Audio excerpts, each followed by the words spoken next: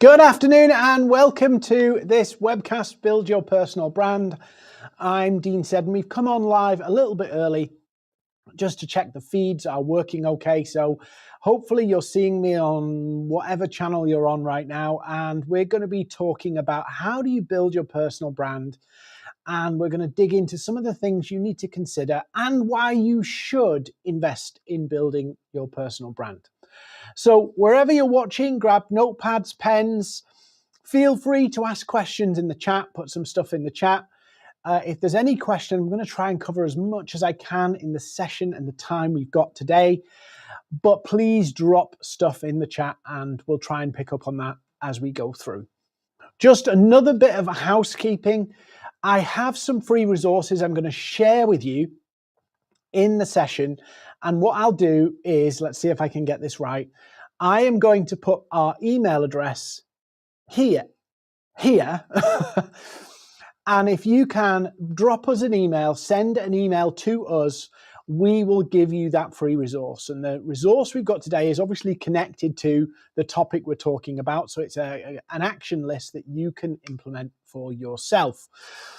So do let me know where you're joining from in the chat, so I don't feel like I'm just staring down the barrel of a lens of a camera, but I'm actually talking to some people. So let me know where you are in the chat. I can't see all of the chats here because there's different channels on live all at once, but do let me know where you're joining from. Okay, so we've got a little bit of time just to till we officially start. But if you miss the session or you miss part of the session, please do, again, drop us an email and we will happily send you the replay video. And again, the resource I'm going to share with you will be helpful in helping you implement some of this stuff. So this is, you'll have to forgive me, this is a new PowerPoint presentation I'm going to do. It's a bit different. So if it's a little bit different than usual, apologies. It's just because I'm getting used to some new slide templates. So here we go. Let's crack on. If you haven't noticed, hopefully you've noticed I've got a bit of a suntan. I've come back off holiday. But yes, it's good to be back, even if it is freezing cold here. So, build your personal brand. If you've never joined our sessions before, I'm Dean Seddon, founder of MAVERRIK, and our mission is to help you grow your business. So our global mission as a business is to help 1 million businesses grow their revenue, margin, and profit. So that's what we're about. And if you get value from today's session, from the training we're going to do today, please do like, follow, subscribe, come find me on LinkedIn or Instagram. Do all of that stuff that helps us get visible. We've got a lot to get through. And what I've done is I've structured the sessions around questions. So I can see that some people are asking questions already. Some people on LinkedIn are asking questions. And we'll get to those as we go. Apologies if I don't get to every question, but you can email us. And again, I'm going to try and do it right. The email is here on screen, and we'll answer your questions as well. So I've got a rough agenda I want to talk about, but actually there's a bit more, there's a few more slides I've added into it today that I think will be useful in terms of building that personal brand and why it's important. So these are the main 3 points. And then what I've done is I've collated the 3 actions into the action list. So this free action list is available for you. You can get a copy. All you need to do is email us. Maybe we'll put it big on screen so you can see it. We'll put it, you can email us for it. You should see the email address on the screen and we will send this to you following today's training. So if you want a copy of that, just drop us an email. I'll refer back to it a few times through the session so that people can get it if they're joining late or what have you. Okay, so let's just dig into this for a minute. I mean, there's a lot of talk about personal brands. There's a lot of talk about all of that stuff. And I think, people say thought leadership, personal branding, influencer, and all of these terms are being used interchangeably. But I think a personal brand is something that's a little bit different. I think when you start to think about what is a personal brand, I've summed it up in 4 words: being known, being recognized by an audience for something. Now, often what people do is they go, I want to build a personal brand, and they focus on the color schemes, the personal logo, and all that kind of stuff. But actually, a personal brand is being known, being recognized by an audience for something. And you can't build a personal brand without those 4 components. In other words, being known is, I know that Dean Seddon from somewhere. Yeah, I know that Dean Seddon. Being recognized is, actually, that Dean Seddon is pretty clever at. And an audience, who is that audience? And then for something. What's the for something? And we're going to cover some of this stuff as we go through, and the action list will fill in the gaps that we don't get to today. So why do you need a personal brand? I don't need to tell you that social media, the internet, our media world is saturated, absolutely saturated. So it doesn't matter how you market now. There are so many voices, so many opinions, so many different people in your space, whether you're a solopreneur or a big corporate. It's hard to cut through the noise. And so a personal brand is simply a way to cut through the noise. It helps you build trust and credibility.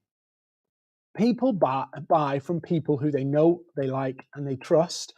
And so having that personal brand, that awareness in the market, that belief and confidence in the market can really differentiate you and set you apart from somebody else who's not invested in that position. Now, it used to be that somebody who'd been in the industry or in the market or had a business for a long time had the advantage. But in our modern world, that's not the case. And so you could have somebody who builds a very strong personal brand who's been in business for a week, so a bit of dramatization, that could outcompete somebody who's been around forever who hasn't invested in that personal branding. Maybe they've been reliant on referrals, or they've been reliant on their network. And as that starts to run dry. So a personal brand can really elevate you and differentiate you from the crowd and from the noise, just by presenting a very clear, strong, consistent message will actually help you break through a lot of the noise. Personal brand can help you build a loyal following where people identify with you, get you, know you, like the way you do things, and so they follow you because you add value to their world, and they have an affinity towards the way you do things. And of course, it can future-proof your business. If you're building a personal brand, and I'm not meaning you have to have brilliant white teeth, the perfect smile, and be on billboards like this. I'm not talking about how you present your personal brand. I'm talking about, what do people think of when your name's mentioned? What do people associate with you? What do people think about how you could fit in their world when they hear about you?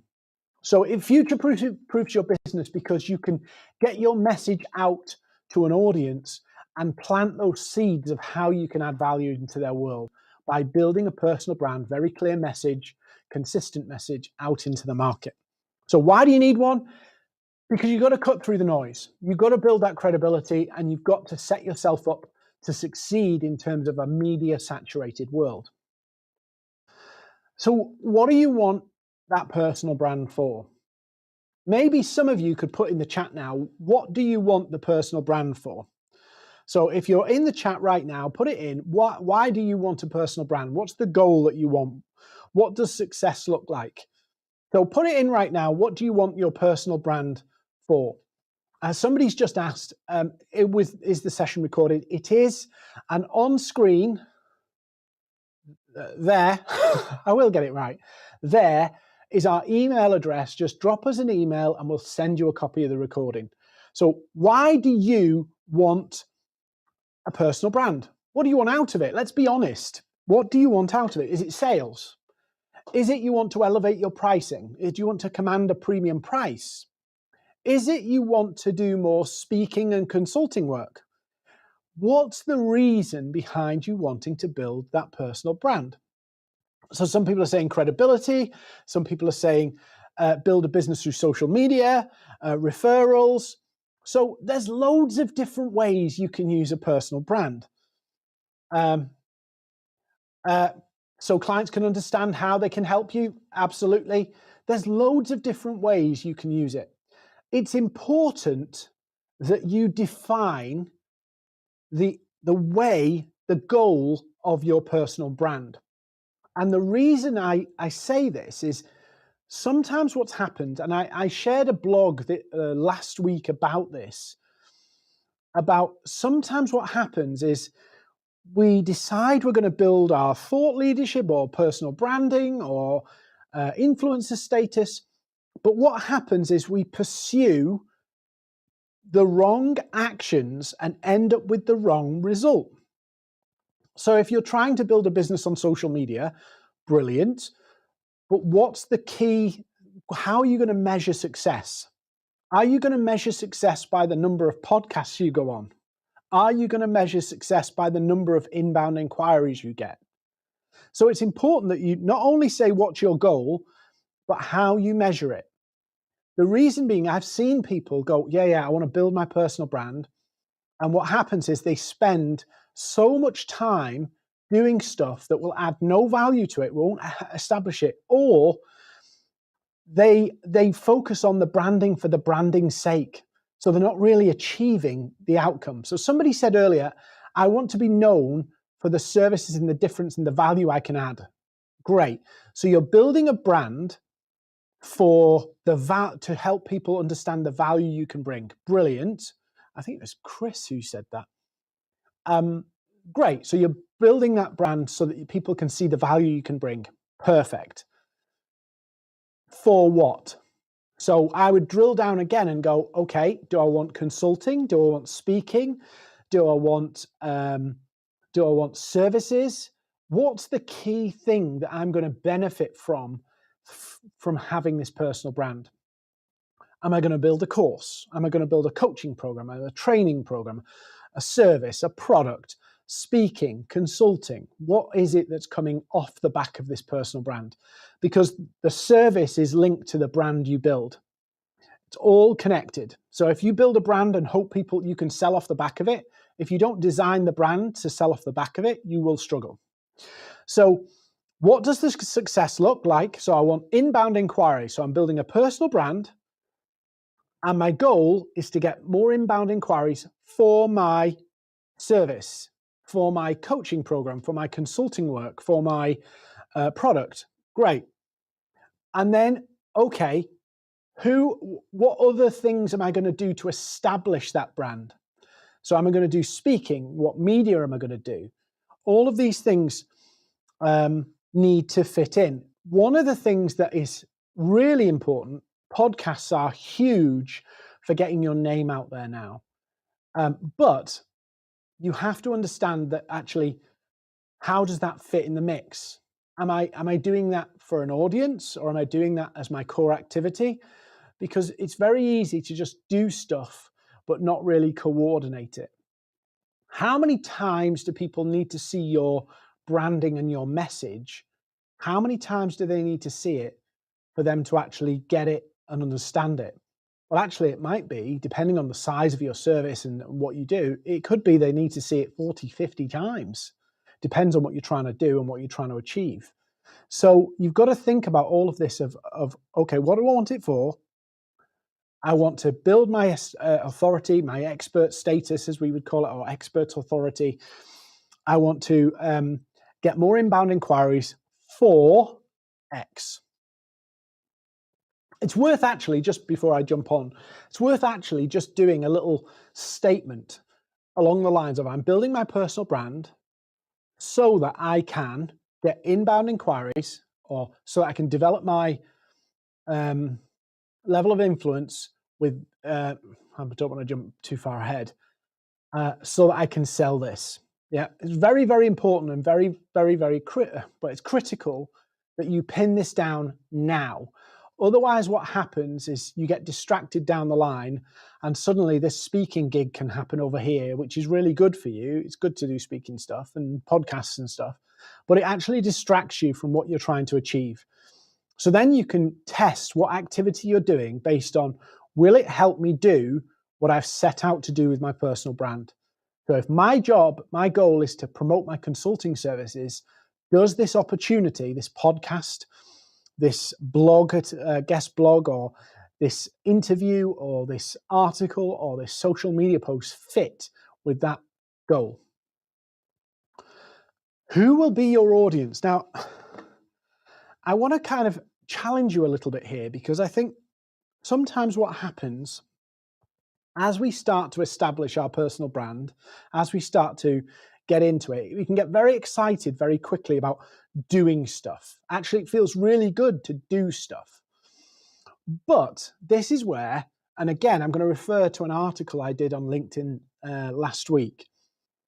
If you do the wrong stuff, it won't help you. Yeah, just doing stuff, lots of it, won't necessarily help you. So this is where the first question I want you to think about is industry versus market. Industry versus market. What do I mean by industry versus market? I've met so many people who've gone, yeah, I really want to elevate my profile. I want to be known as an industry thought leader. Yeah, it's a type of personal brand. And I go, okay. And then when I drill down with them, they don't want to be an industry thought leader at all. What they want is to use their expertise to get clients. That's bluntly what they want to do. But if you start to do things that will get you industry thought leadership, that will not get you clients. I tell you now, it will not get you clients. There's a kind of mind shift you have to make here, that if you're trying to use your expertise to get clients, you have to speak in the client's world. They are not as knowledgeable as you. And if you speak at an industry level to a client, switch off. You lose them. Because most of your knowledge has to be translated into their world and what matters to them. But we'll come to that in a minute. So industry versus market. Who is my audience? Is it people who do what I do and I'm trying to elevate myself and be a leader in the industry and maybe consult to businesses who do what I do or used to do, or do what I used to do? So you see a lot of this in the coaching world, where you have a coach who coaches coaches. They've elevated themselves and now speak to the coaching world. But the same language and messaging will not translate to the public, the coaching clients. So hopefully that makes sense. So industry versus market.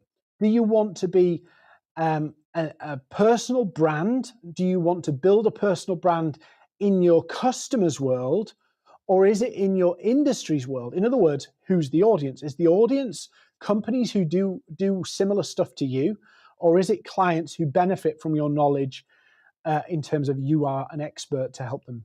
So think of it a little bit like, are you the coach to coaches, or are you a coach to a person? They're two different things.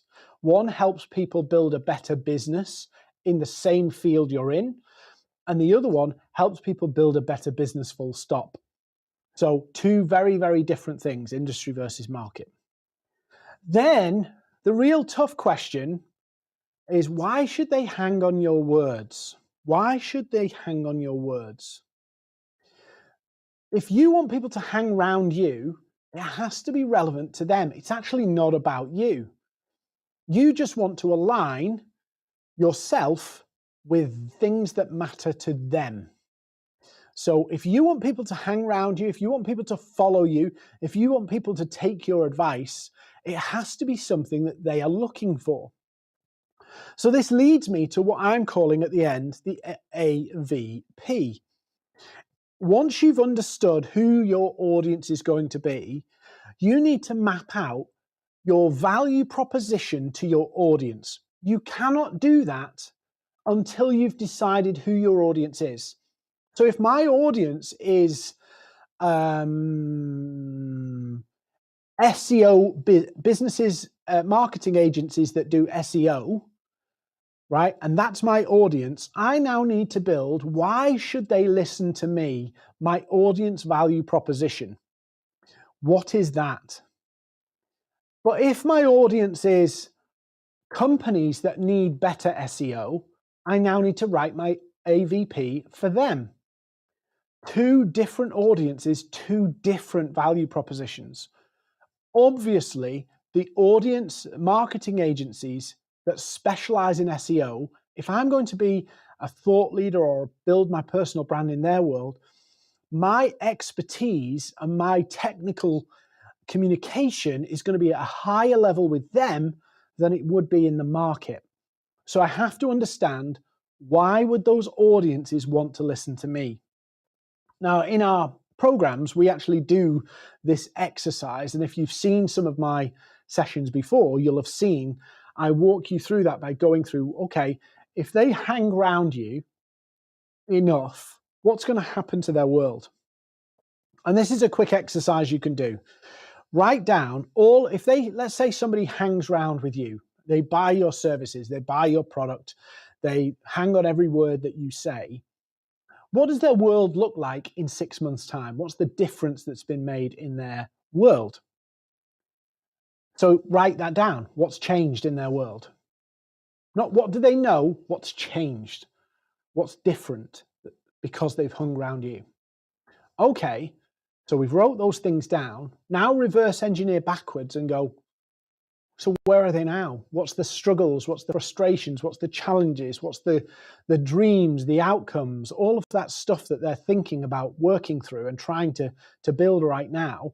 Because that tells you where your value is. If you can help people go from where they are today to somewhere better, that is a value proposition. Yeah, all commerce works exactly the same way. Somebody is here, they want to get somewhere else. The difference between those two positions is your value. So somebody's asked, can you be a bit of both in terms of industry and market? Well, you can, but obviously some people, the message would be slightly different, or the message might be more technical for one market versus more simplistic for another market. One of the things that is a good example of this is Apple. So Apple in 2000, I'll have to get my dates right here, but I think the first iPhone came out in 2009. In 2008, Apple was not a market leader or an industry leader in smartphones at all. But once Apple had captured a huge chunk of the smartphone market, they became the market leader and they became the industry leader. People now look to Apple to see, in the smartphone industry, what are they doing? How do we keep pace with them? Is it because, do you get your industry leadership? This is a side note. Do you get your industry leadership from the industry, or do you get it from the market? Because if you're getting a bigger attention from the marketplace, you actually command respect from the industry. Often what people do is they try to talk to the industry and think that that will help them in the market, and it doesn't. You can have a lot of respect in the industry and have zero influence in the market. You can have a lot of influence in the market and have huge influence in the industry. In other words, if you start to capture a lot of business and get people to think your way, guess what happens? The industry starts to follow because they see that you're doing it. People start to copy. That's how it works. A couple more questions here. Yeah, so somebody's asking, find out what they need, could use, and sell it. Sort of, but think about it like this. Your value proposition, if I've got a sore toe, one of the first things I want is not a sore toe. So I don't want, I'm in pain, so I want the pain to go away. That's the simple way to get somebody's attention. Human beings respond to people, things that are relevant to them, things that matter to them in the moment. And now we're in a saturated media world. We're all very selfish. Just think about, if you flick on Netflix, how long is it when you put a program on Netflix? How long do you give it before you switch off because it hasn't entertained you? How long do you give it? Not as long as you used to. I can remember in the 90s when you'd watch like half an hour of a film, or you'd watch the whole film simply because it was a film. Now it's like, if you haven't got me in the first like 3 minutes, I'm switching off. So people pay attention to what matters to them. So thinking about their world and where they are right now, and talking about things that are relevant to their world right now and their goals, their outcomes, and every person, every business has goals and outcomes, you will get their attention. And that's where you focus in, not necessarily about selling your product. Hey, are you struggling with this and want to get this? I can sell you this. But what's the conversations you can create about thinking about different ways of using those things to turn it around? And that's where we come to next. So the audience value proposition has to be related to either the market or the industry you're going to go after. That can be geography, it can be specific industries, it can be roles, it can be a mix of all of the different demographics and psychographics you can choose from, but it has to be laid down because you can't create your audience value proposition without it. In other words, why do they need me? Why should they be hanging on my words or hanging on my video or subscribing? Without that, you have nothing. And that's a real fundamental question. Why should somebody choose to follow or subscribe? If you can't answer that, and here's the thing, we're much softer and more kind to ourselves. So we're more forgiving of when we don't do something as good as we might. And we look at somebody else and go, when they make a mistake, it's a big deal. That's human nature. But to get to the point here, this audience value proposition, for somebody to decide to follow or subscribe to you, they want more. So think about that. You've given them a taste of your content, of your message, of what you're about, and they choose to want more. So there's two ways to think about that. Number one is you give them a huge amount of information, so they go, wow, that's incredible, blew my mind. But we all know we don't always read everything. Or you give them enough to say, wow, that was good, I'm going to come back. And the danger, I'm drifting into my next slide here, the danger is you overload people with information. They go, wow, that was incredible, loads of information there, but not enough to keep them coming back. Actually, there's a sweet spot, Goldilocks, yeah? Too much information and you bloat people. Too little and they don't get it. Just the right amount and they go, that was good, I'm going to come back. That was good, I'm going to come back. And in a social media age, a YouTube age, Instagram Reels and all this stuff, short, snappy stuff, keeping it to bites, tastes, each is critical to keep people coming back. So why should they hang on your words? Why should they follow? Why should they subscribe? Because you've left them wanting more. It's that simple. It's not about blasting people with information. It's about sampling it out, little bits, drips, crumbs almost. It's not a great way of describing it, but it is. It's like crumbs. I'm going to give a bit. I'm going to give another bit. I'm going to give another bit. I'm going to give another bit. And so people go, this is great. I want more. I want more. If you leave people wanting more, there's always a place to say, well, if you really want more, maybe we could work together. Or if you really want more, we could do this. So who will be your audience? Again, just for those who've joined us halfway through or partway through, the guide here is available because I don't have a lot of time to get through everything today. So it's got the content tips, the action checklist, the channel guide, and the 90-day roadmap.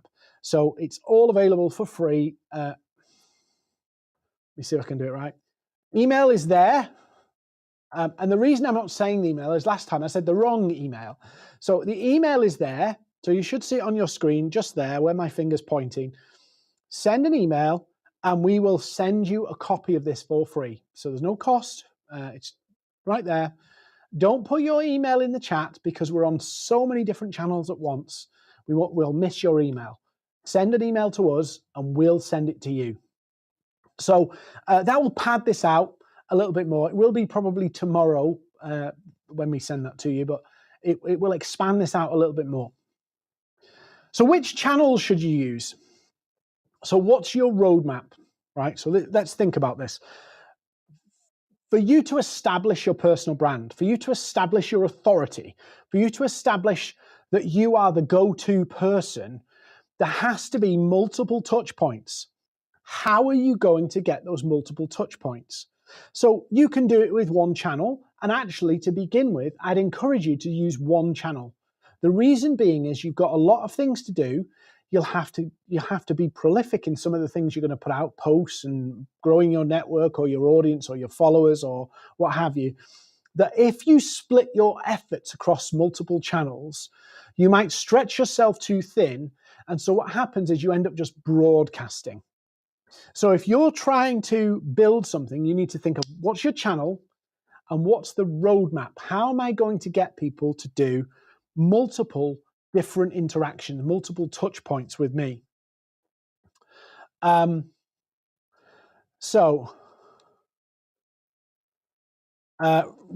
Good point. Always think about a lot of what you're going to do, and I'm going to come to this in the messaging in a moment, or the content part of this, is a lot of your content, you should not be just doing it to sell. It should be about adding to the worlds of other people. Improve it. If you add value, it will pay dividends. If you give value, it will pay dividends. Of course, some people are going to take what you've got to offer and run with it. That's the nature of building a personal brand. But some people will stick around. Some people will champion you. Some people will refer you. And some people will buy from you because you've elevated yourself. The amount of people I've spoke to and they say, oh no, I want to protect my stuff. People will copy it. People will steal it. That's life. That's life. I had an email the other day from somebody selling stuff and I went, I've read this email before. And then Terry in our team, our COO, comes to me and says, have you had this email too? Turns out somebody had literally took one of our emails, took our lead magnet, put a new cover on it and been using it themselves. That's the nature of the way the world works these days. Some people are going to come and go, that's really useful, I'll have that. But you can't just stop doing stuff because of it.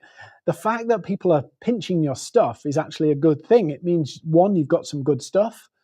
And two, it tells you about the state of your competition when they need your stuff because they can't find their own. So channels, stick to one, build one, and then build out once you've got something established. So what's your roadmap? We'll come to that in a minute. But where are the audience? Where's the easiest place to get to your audience? Is it LinkedIn? Is it Instagram? Is it email? Is it events? Where is it? Is it a podcast? Is it TikTok? Where are the audience where you can get in front of them and consistently get in front of them? One of the things about the roadmap is it's not about a one-hit wonder. For you to establish yourself as an authority in front of your clients, in front of your potential clients, it's going to be about showing up. And some of you will be going, I'm showing up, and I'm feeling like I'm not getting anywhere. And the inclination will be to ease back because it's not working. And this is such a massive error that people make. Oh, it's not working, so I'm stopped doing it. How many times have you done it? 5. Really? When I'm posting, and I'm really prolific on LinkedIn, really prolific posting on LinkedIn, I'm not thinking about the next sale. I'm thinking about next year's sale, next 6 months sales, the next 3 months sales. I'm not thinking about what's happening today. I'm not thinking about, I've got to get a sale today from my content. No, I'm thinking about all of the stuff I'm doing is getting this face more familiar. Well, that's probably a downside, but people are getting more familiar with the face, Oh, that's a good or bad thing. More familiar with the message, so that one, it takes the friction away from a sales process. It builds trust. It builds, some people will like me, some people will don't. That's just the nature of life. But I'm getting the awareness out there, not for an immediate return, but for something that's going to bubble away for a few weeks or months, or in some cases, years. But that's the benefit of building a brand. You're building an asset that appreciates in value. Could you imagine if some of the great companies that we've got today thought like, yeah, we've got to make profit on day one. We've got to be profitable on day one. We've got to be profitable on day two. They would not do things on the basis of whether they made an immediate return, which means some of the biggest companies in the world would not exist, because their mindset would have been, I've got to convert it to profit immediately. When you build a personal brand, you are creating an asset. You're creating an asset that the more you do will appreciate in value, to the point where it'll reach a critical mass that you get grow organic followers, you get the inbound leads. Now, just one caveat. You don't need thousands of followers to build a personal brand. You can build a brand, your authority, your market influence with 10 people, but it's 10 people consistently showing up. Now, I wouldn't advocate you going, oh, actually, I'm going to build a personal brand with just 10 people. But also, I wouldn't be thinking, actually, I need 10,000 followers or 100,000 followers. I've just started my Instagram in January from scratch, building it back up. There's, brand new account, all new stuff, just to see, one, whether I could do it in 2022. Instagram and all these social media platforms, it was easy to get on 5 years ago and make something of it, but can you do it in 2022? And I've got about 580 followers now, so not many. I've limited myself that I can only do what a small business owner can do. So I can't do any of the big things like, if I wanted to build an Instagram, I could put £10,000 behind ads, get 1 million followers, and then go, look at me, how wonderful I am. I'm doing all the stuff that anybody else would have to do. But I've generated 80 leads from that 500 without pitching people. Why? Because I've been giving value, sharing stuff, and people have been messaging me, how can I do this and how can I do that? And people have been clicking my bio link and downloading my resources. That's how it works. But it's about understanding the audience value proposition, why should they listen? And then turning that into something that you can commercialize. Hence why you need to know what the goal is before you start doing anything else. So the roadmap, who's your audience and what time can you give? Now, this is so important. I reiterate this in the results section here. It will take time. It will take time. Not just the time in terms of, oh, I've got to wait a year. I'm not meaning that, because you could have this up and running in a few weeks. It will take you time, personal time, investing in making this happen. When I first started on my LinkedIn, which my LinkedIn's pretty good now, we get a good chunk of business coming inbound for us. About £600,000 a year comes in inbound on my LinkedIn now. So my LinkedIn's pretty good. My Instagram needs a lot of attention for not much immediate reward. But I know if I keep doing this, keep building the audience, keep adding value to the audience with some of the things I'm going to share in the next section, will help me commercialize and monetize that. In other words, get me business from it. So I am going to have to make an upfront commitment to time. And it's not going to be a case of, oh, I've put an hour in and now I've got a sale. You might have to put an hour in per day, and you might have to do that for 3-4 months before you see the payoff that justifies it. I'm not saying you won't make anything back. What I'm saying is, if you want to build an asset that appreciates in value, the first 3 months are going to be the most critical. Absolutely the most critical.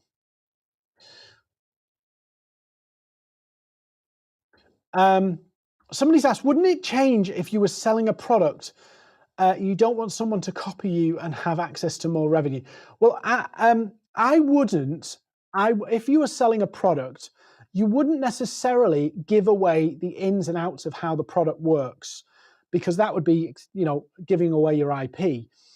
But you would still speak to people and give advice and value around the issues that the product fixes. So if your product does X, Y, and Z, you will know that these issues are common because these people need X, Y, and Z. So you might add value around the issues that the product fixes, even though you wouldn't actually give the inner workings of the product away.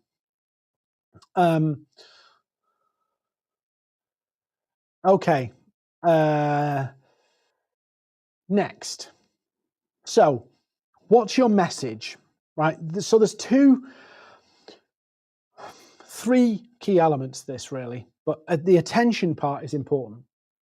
How are you going to get the attention? So this is where you've got to be real simple with your language, real straightforward, and tell people this is what I'm talking about. If you go onto Instagram, if you go to my Instagram, you'll see a lot of my posts are very clear. This is the value you're going to get from it. Smack bang in your face. This is the value you're going to get from it. That's the only way you get people to pay attention. Yeah, you have to get the attention of your audience by offering it in clear, simple, this is the value you're going to get if you pay attention. There's only two ways to get attention. There's being very clear and appealing to people with a need, and there's curiosity. There's only two, and you can pick one or the other. One, getting people attention with very clear value will attract the audience you want. Curiosity will attract anybody who's curious. So I'll give you an example. You'll see 5 ways to get more clients in the next 30 days is one of my Instagram posts, or it's one of my LinkedIn posts. 5 ways to get clients in the next 30 days, or something like that. The value is clear. It's smack bang in your face, the square visual, and it says it straight in the middle. It's very clear, the value. So if somebody's scrolling and that's their need, they see it. So simple stuff here. You've got to get the value over quickly. Now, I'm a Brit, so I feel uncomfortable with this one. One of the other things that you have to do is, whilst you're doing this, is you have to make sure that they see this face, because they have to associate the value with the person. So this is just human nature, psychology, whatever you want to call it. But the reason why we have many of these pictures with people going is not because they love themselves. Actually, I hate having my picture taken. I hate doing those pictures. But there is an element of, I have to associate me with the value and not just Dean sharing content. So Dean is the value. So just simple stuff like putting my face with the value statement adds something. Now, you can go too far with that, and hopefully I strike a decent balance. But if you don't lead with the value and make sure your face is present, people will not associate the value with you as easily. So the idea is you associate the two together. The other thing is about these pictures where you put yourself on, and I'm British, so it's not comfortable for us to do that, is that by doing that, by putting your face, not on everything, don't go nuts with it, people automatically, when somebody puts their face on something, elevate them. Don't know why it is, but we do it. It might be something dating back to pre-internet, when we weren't doing that as much and people only saw faces on TV and books and things like that. But there is an element of human psychology that if you put your face on something, it gives you more authority, or perceived credibility. Same thing as just repeating a consistent message adds more believability and credibility. You know, when we think about it, we look at our world, there's lots of our foundations of our economic system, the way we live our lives, that's actually built on Confidence. It's built on confidence. And so building a personal brand, you have to project that confidence. So assigning your face with the value feels uncomfortable. Some of you are probably much better looking than me, so it might be better than you. Yours might be better than mine. But it does add something. So temper it so you don't look like you love yourself or love yourself too much. But you do need to associate your face with the value. So lead with the value so people go, this is relevant to me or it isn't. Have a look at some of my LinkedIn posts. Have a look at some of my Instagram posts. You'll see lead with the value and associate your face. How do you hold the attention? This is all about curiosity. So you can gain attention with curiosity, but it doesn't actually collect the right audience, because lots of people are curious about lots of things. I'm curious about how people believe different conspiracy theories, but it doesn't mean I'm going to buy stuff about how people consume different conspiracy theories. So you don't lead with curiosity, you lead with value, and then the curiosity keeps people paying attention. So part of that curiosity piece is you've got to get people to think a bit deeper. You've got to get people to think a bit longer. So what does that mean in practical terms? It means that you draw people in a bit more. So you don't just go 5 ways to get more clients in the next 30 days and then immediately give people the answer. You have to draw it out. Why do people struggle to get clients? Why would somebody want more clients in the next 30 days? Perhaps they've been trying lots of different things and things haven't been working. Perhaps this has happened. Perhaps this has happened. That drawing people in gets people to invest, to pay attention for the whole period. The more you create that curiosity on the front end, lead with value, but then keep the curiosity going of going, this is interesting, I need to know more about this, the more likely people will pay attention for longer. I'll give you an example on webinars.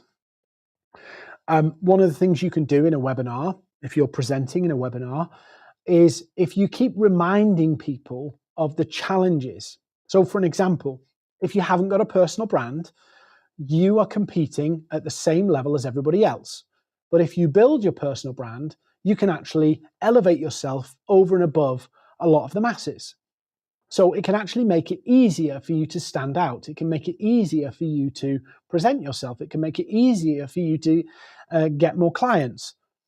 So you constantly come back to the anchors of value all the way through the webinar, and guess what happens? People stay longer because you'll keep coming back to the same point. You want to build a personal brand, you need to do this. If you want to build the personal brand, this is why you need to do this. So you're just anchoring it all the time, and use curiosity, ask questions. Did you know things like asking 2 questions in a row keeps people more engaged?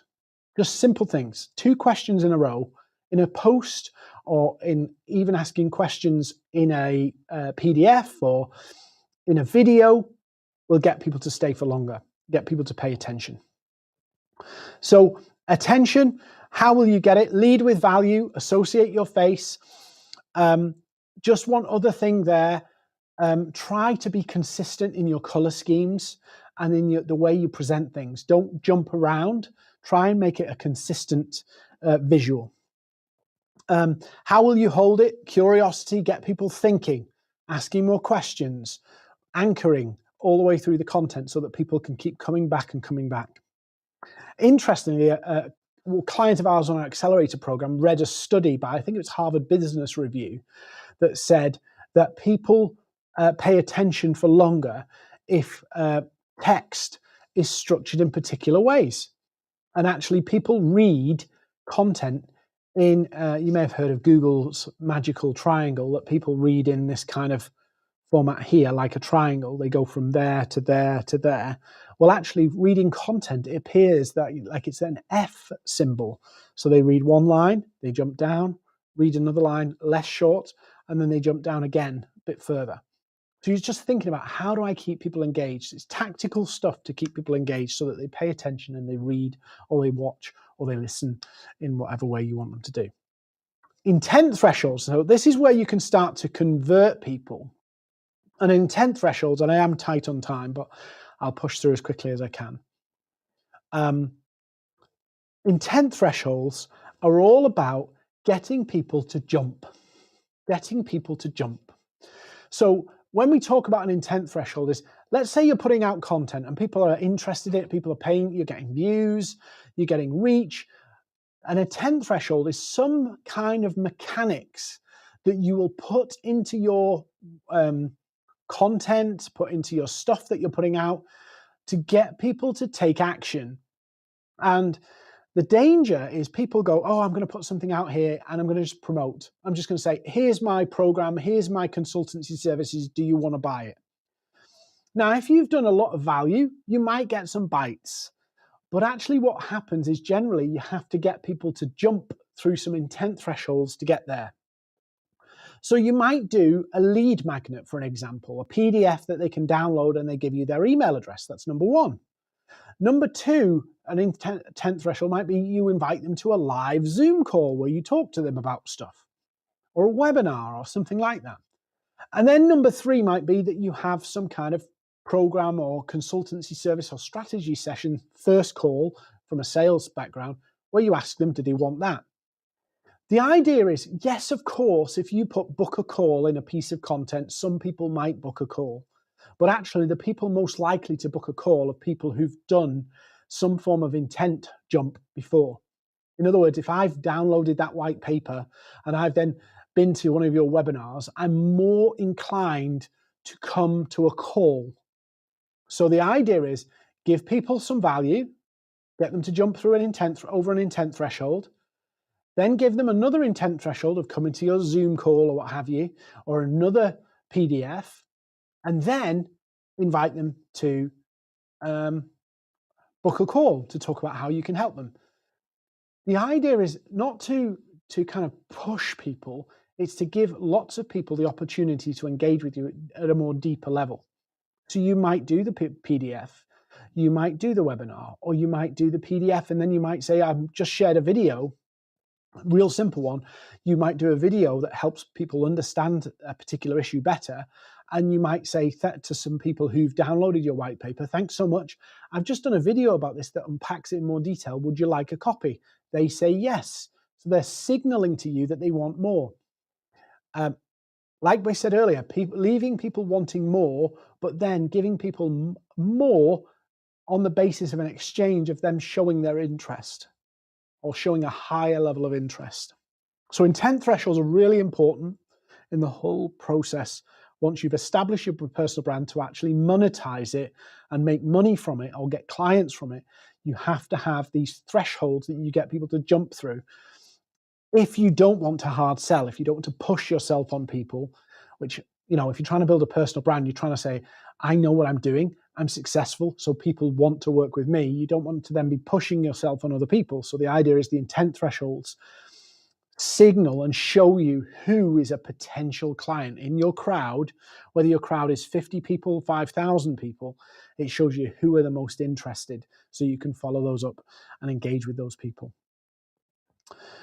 What's your plan for results? So what do I mean by this? How do you convert your audience? How do you convert your audience? So I'll give you an example. At the end of this webinar, I'm going to tell you about a course I'm running in the next couple of weeks. Live course you can join. So that could be my call to action. I could do a webinar, something like this. You could do something like this. One of the great things about doing things like this is lots of people engage with you, lots of people watch it, and people go away going, I got something from that. I got some value from that. So you create a positive impact in the market, and you can say, hey, look, I've got this course coming up. If you want to join, I'll send you some details tomorrow. We've got a few places left if you want to come. That's one way. Another way is to actually do the strategy session or the discovery call. And the key thing is that you have a very focused outcome that people want, because it's not about just saying, hey, to one person, here's my discovery call. It's about them seeing it over and over and over again. It's about them seeing that that's how you do business. Because if you want people to work with you, one of the things about building a personal brand is you can set the path that people go on. So if you want them to work with you, you could put out a post and say, this is how I work with people. Here's the link if you want to book a discovery call. Great. But then when you do that, when you then do an intent threshold and people download your white paper, you can then reiterate, here's the discovery call.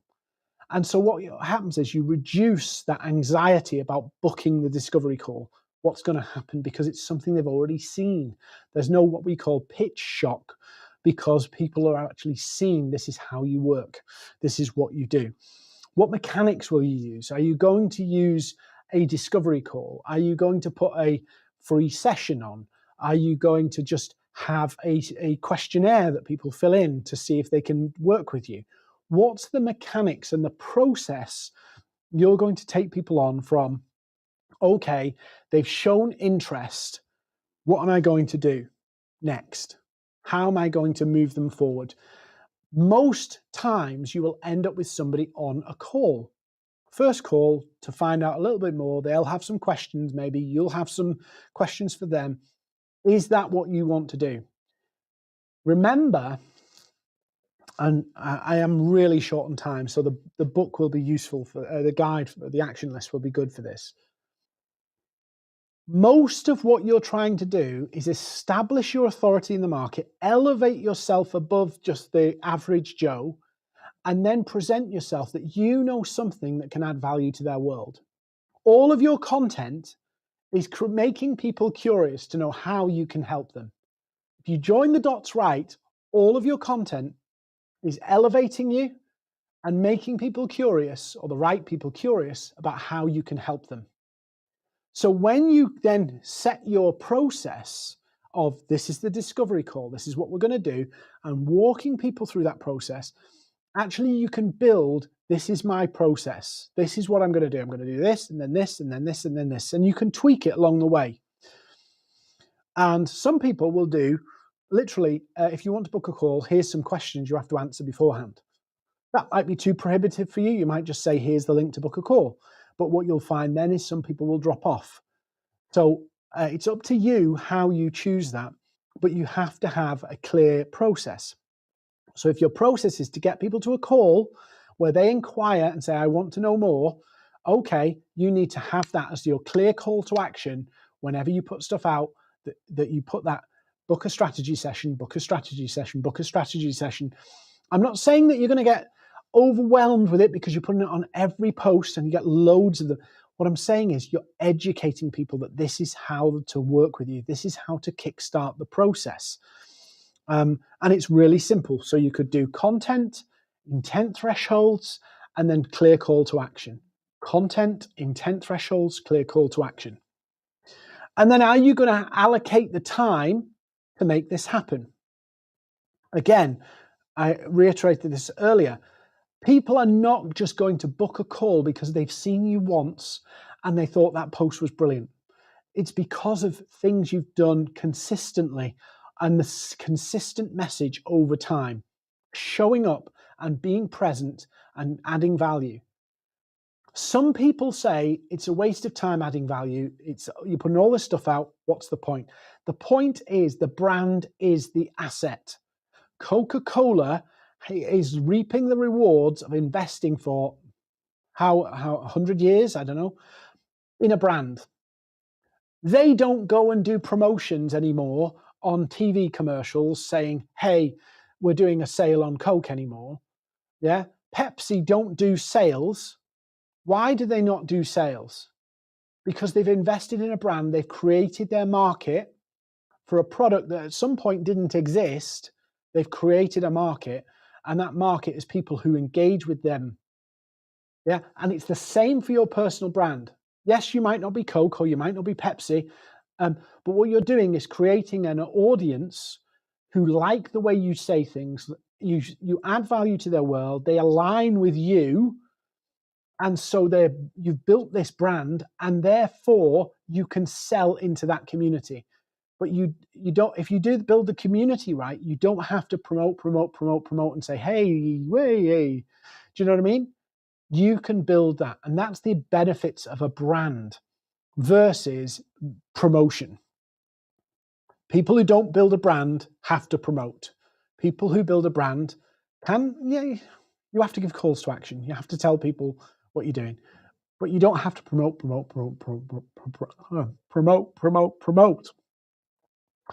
So you need to allocate the time to make that happen. You need to allocate the time and have the process, the roadmap and the results roadmap to say, okay, I've done my PDF. People have downloaded it. I've got 50 people who've downloaded it. What am I going to do next? How am I going to increase their intent threshold? Okay, I'm going to do a live Zoom call where I'm going to answer questions about this issue. So people downloaded my lead magnet about the trouble with SEO. So now I'm going to do a live Zoom call and answer people's questions about SEO and how they can optimize SEO faster. Okay, great. So those 50 people, you might put it out to everybody else, but those 50 people, you want those 50 people to come. So you focus your effort on getting those 50 people to come. And of those people who come, they've just jumped another intent threshold. So now you can follow up off the back of it and say, thanks so much for coming. Would you like to have a chat about how we've done it? Intent thresholds. There's no pressure in this process. There's no pitching in this process. And then when you're on the call, you can follow it through and say, hey, let me ask you a couple of questions. What are you doing at the moment with your SEO? What are you doing with this, that, the other? And you're basically having a conversation. It's consultative selling. One of the things I've just, whilst I was away, I wrote a course that we're publishing in the next couple of weeks called Selling with Influence. And this is all about the same process. How do I build my influence? Kind of a deeper version of what we're doing today. How do I build my influence with an audience and use that and monetize that so that I can get clients without doing the ads and the pushy stuff? So I'll see if we've got a couple more questions and then we'll have to wrap up because I'm over time actually. This is the course that we're running. I'm just putting it on screen, so maybe I'll come picture in picture. This is the course we're running in the next couple of weeks. So I can send you the link for it if you want it, or you can email us and ask us for the link. So I'll just give you a bit of info on that, and then I'm going to do some questions if that's all right. So Win Your Next Client on LinkedIn is all about how do I do what I've talked about today? How do I position on LinkedIn to be able to do this? How do I get leads from content? How do I optimize my profile to attract clients? And what's the 7-step process? How can I implement a 7-step process to build relationships with people across the platform and generate those high value relationships and high value clients? So this is what we're covering. So if you want to know more, email us. I'm not going to push, we've got about 10 places or so left, I think it is, before the live, because it's live and interactive. We don't want too many people in, otherwise you won't get to ask your questions. So there's limited places if you want to come. I'm going to jump onto the Q&A in a second. So yeah, that's the course. I'll send you the dates and everything with the replay link if you ask for it. Free action list is there for you, the content tips, the action checklist, the channel guide, and the roadmap. So if you want that, email us. So you need to email us. And we'll leave that on screen just whilst we're doing the questions. So we've got some more questions. So, do you need to have a logo to have a personal brand? You don't need a logo, but you do need a visual consistency. Doesn't mean everything has to be identical, but there's a pattern or a picture that people would recognize. So you'll notice with a lot of my stuff, when I do Dean's branded stuff, there's 3 colors, only ever 3 colors. It will be white, black, and it's like a tealy color. Now Maverriks has got its own identity, but mine is like a white, a black, or a tealy color. And it's those 3 colors are consistent across the things I do. So those 3 colors on my personal brand on LinkedIn and on Instagram are consistent. So you'll always see those 3 colors. You will always see the fonts being relatively similar. So there is a consistency to that. So do you need a logo? No, but there is a visual consistency you need. Can you build a logo, a brand without showing your face? You can, but it's harder. You know, if I was doing a webinar right now and you didn't see me, you would be invested in everything that was on screen, and we wouldn't have, there's a depth of interaction, even though this is remote and virtual and you can't talk back to me, but I can talk to you. There's an element of you're getting my personality. Now, if you're using your personal brand to sell or to sell your services or your expertise, it's absolutely critical that you associate it with your face or you as a person. Because without that, people can't warm to you. And remember, people buy from they know, they like, and they trust. And like is a big factor in that.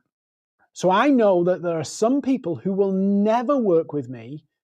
They might like some of my material, they might like some of my knowledge, but they'll never work with me because we just don't get on in that way. They don't warm to me in that same way. Likewise, there's people that I would never work with because I don't warm to them in that way. Just human nature. So it's important to get that across, because actually it will help you filter out people who won't get on with you. Clients who wouldn't be the right fit, because you are you and you want to express yourself and run your business and run your brand in your own way. So why wouldn't people warm to it? It's actually a really good thing, because your brand can then pivot to a little bit of fandom as well. So yes, I think you do need that. We got another question. Can I explain the difference between industry and market again? So industry is where you're building a brand for your peers, for the market you're in. So if I was in the marketing world, yeah, let's just do it, marketing. I could create my brand to be seen as a leader in the marketing world. In other words, that my peers, other marketing people, other marketing business owners, marketing agency owners, recognize me as an authority that they should listen to.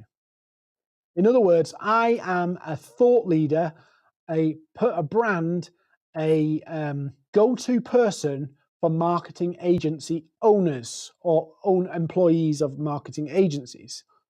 So that's industry, right? So industry is the marketing agency world. Market is marketing agency customers.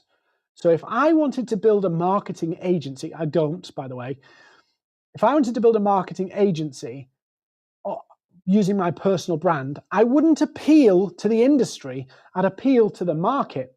But sometimes what happens is we start to produce content that we hope will appeal to the market, paying customers, and we actually appeal to the industry. It happens a lot, believe it or not. So the difference is, who's the content for? And here's a tip. To be the industry leader, you have to be the best of the best. The best of the best of the best of the best of the best. Yeah? Because you're appealing to experts, other experts. So you have to have something totally new, another level. When you're appealing to the market, you have to be at least 5% better than the market, which is not the same as being the best of the best of the best in the industry. So they're two different levels. Yeah. And I see lots of agencies, just little rant here, by the way. I see lots of people trying to get awards voted for by their industry and then trying to use those awards to get customers. And it's like, are you mad? They don't mean anything. You telling people you've won awards for your work is a validation piece. It's not a persuasion piece. It's not going to help you get more customers, but it will help reassure the customers you have got or you are about to get, but it won't attract more customers. But if you're an award-winning agency in the marketing industry, guess what? People will look at what you're doing and go, they're pretty cool and they're amazing stuff. Can't believe what they did with that ad. But is that what you want? So difference between marketing, market and industries. One is you're appealing to your peers, where you have to be on your A-star game all the time because you're talking to people who are also experts. Or market, you're talking to people who are probably more lay, and they're people who are consumers of the services of the industry. In other words, marketing agent. Am I going to build a marketing agency and sell to customers, or am I going to create marketing? I'm going to create my marketing influence on the industry. Two very different things. But if you get that confused, you end up writing content for the industry and boring or not being interesting to the market. I'll give you one more example. I worked with a company, change management consultancy, and they had written some of the greatest material on change management that was recognized in the change management industry as being world-changingly amazing. Yeah, I can't remember the word, but they'd written the book basically on change management. But they still had to fight for clients because that book meant nothing. And actually the book was irrelevant to most of the people because the customers weren't interested in deep diving into change management. All they wanted to know is, how do we get from where we are to where we want to be? How do we get new processes in place? How do we make it work? How do we make our business more efficient? That's what they wanted to know. And I had this big tug of war with this client because they loved the industry accolades that they'd got. They loved the fact that their book was celebrated by other change management consultants in that sector, but customers didn't give a rip. And that's the danger, because what happens is you talk at a high level and the customers tune out, or you talk at too lower level and you feel like, if you're a big subject matter expert, you feel like you're shortchanging the customers because you're breaking everything down into smaller bite-sized components. And so the tug of war you have internally is, I need to give more, or you try to give too much and it goes over people's heads. Any more questions? Any more questions? I think we're done. And what I would say is, if you'd like to get the resource, drop us an email. Email is there. Send an email to us and say, can you send me a copy of the action list? Tomorrow we'll send that to you. We'll send you a recording of this if you'd like it. The only other thing I want to say is, if you've got value from this, please come and let me know on Instagram or LinkedIn. I'd love to know what you're thinking, how this has affected you, anything you think I should have talked more about, any questions I missed. So all of the likes, the comments, the subscribes, all of that is really appreciated. And if you want to join me for the course, Win Your Next Client on LinkedIn in the next couple of weeks, please drop me a message or drop us an email and we'll send you the details for that too. If not, I'll see you on social media somewhere, and thanks for joining us for this webcast.